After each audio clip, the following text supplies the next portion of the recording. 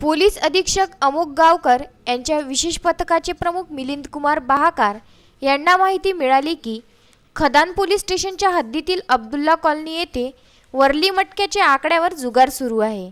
या माहितीवरून पथक प्रमुख व कर्मचारी यांनी जुगारावर धाड टाकली असता वर्ली मटक्याच्या आकड्यावर जुगार खेळताना 4 जुगारी व 2 महिला आढळून आल्या। त्यात बाबर खान अख्तर खान व देवेंद्र श्रावण दारोकार, आशा राजेश पवार, कमलाबाई नामदेव सुर्वे यांचा समावेश आहे।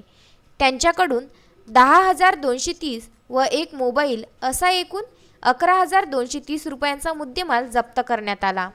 तसेच बाजूलाच आणखी एक जुगार अड्ड्यावर छापा टाकला, मात्र तेथून मिश्र वस्तीचा फायदा घेऊन काही जुगारी पळून गेले। तर समीर खान जमीर खान, तेजस संजय वंजारे, श्रीधर नामदेव शामतकार, शेख मुनाब शेख खालिफ, पंजाब सहादेव सदाशिव, लक्ष्मण फकीरा सपकाळ यांना अटक करण्यात आली। त्यांच्याकडून 14,040 रुपयांचा मुद्देमाल जप्त केला। शहरातील अनेक भागात सर्रास अवैध दारू विक्री होत असल्याचे या निवेदनावरून अधोरेखित झाले आहे। पोलीस अधीक्षकांची कडक भूमिका असतानाही पोलीस अधिकाऱ्यांकडून त्यांचे पालन का होत नाही, असा प्रश्न नागरिकांनी विचारला आहे।